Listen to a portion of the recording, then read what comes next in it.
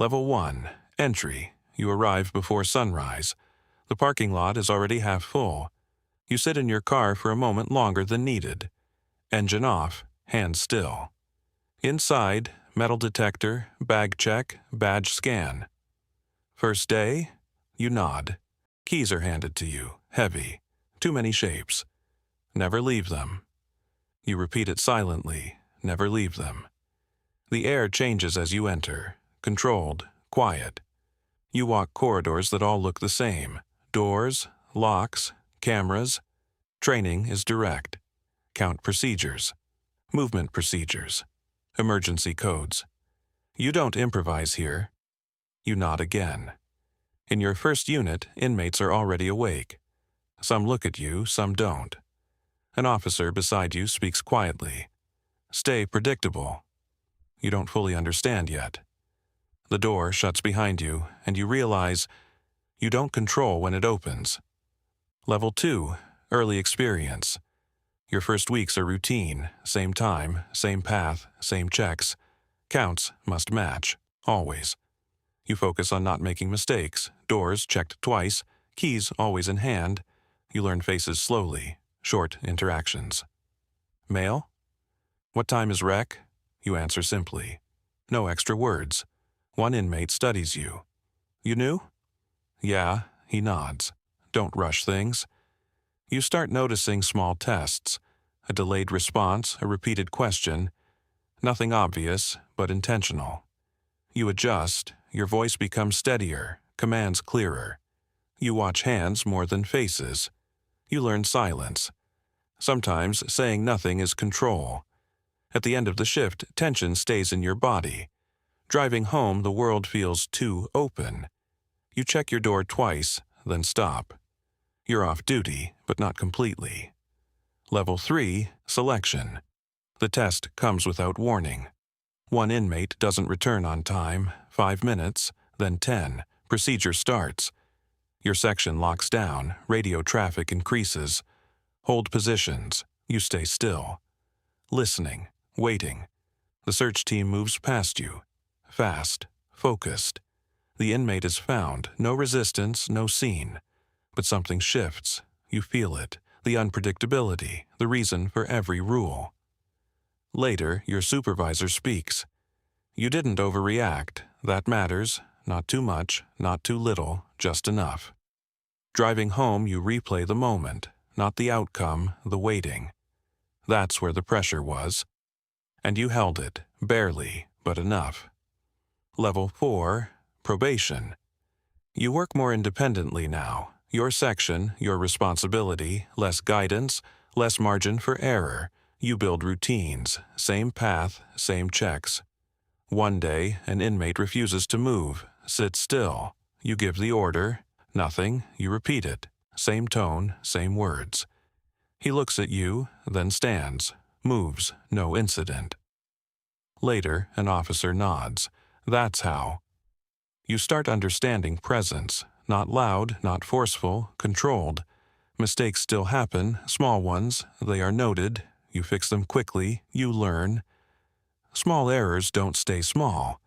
By the end of probation, you feel stable, not confident, but no longer new. The system expects consistency now. Every day, level 5, full roll. You move with certainty, keys handled without hesitation. Doors checked automatically, you speak less. But clearly, inmates recognize you. You are predictable, that matters. 2 inmates argue, voices rising.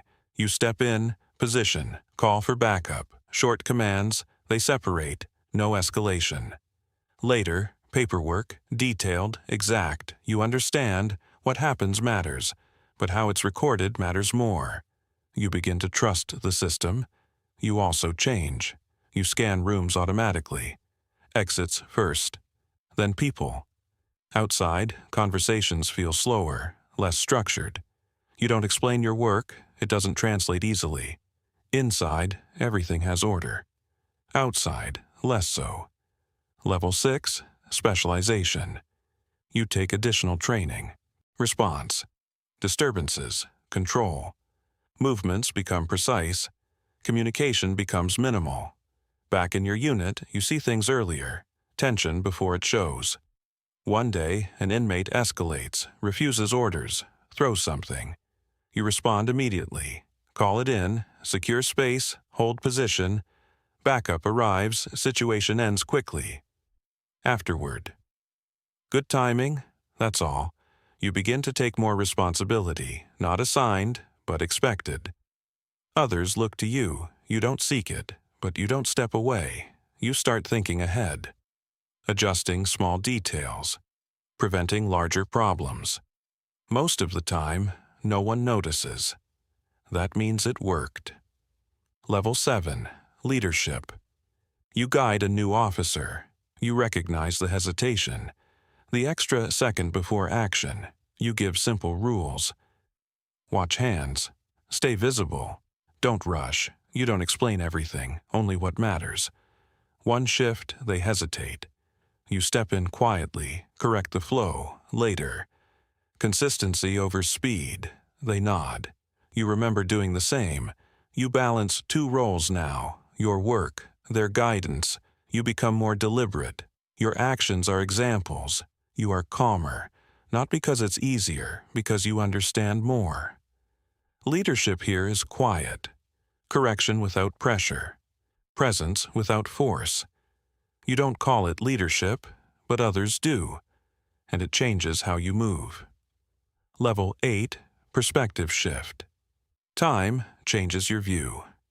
Gradually, you see patterns now, not just actions, cycles, arrival, adjustment, conflict, stability, then repeat. You separate emotion from response. An inmate raises his voice. You listen, not to agree, to identify the trigger. You respond calmly, it settles, not perfectly, but enough. You pause more now. That pause matters. You reflect after shifts. Small decisions.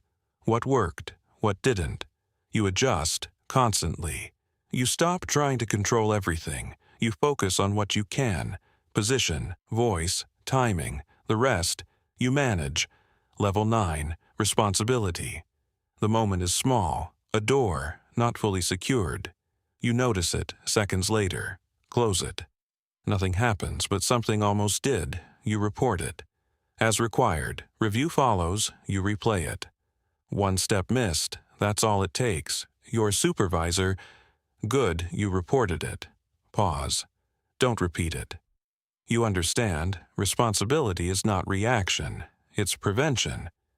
Mistakes don't happen in chaos, they happen in routine. You slow down slightly, not from fear, from awareness. You tell the new officer, briefly, no drama, they understand, you see it in their eyes. One mistake is quiet until it isn't. Level 10. Reflection. You arrive before sunrise, same parking lot, same routine, but different feeling.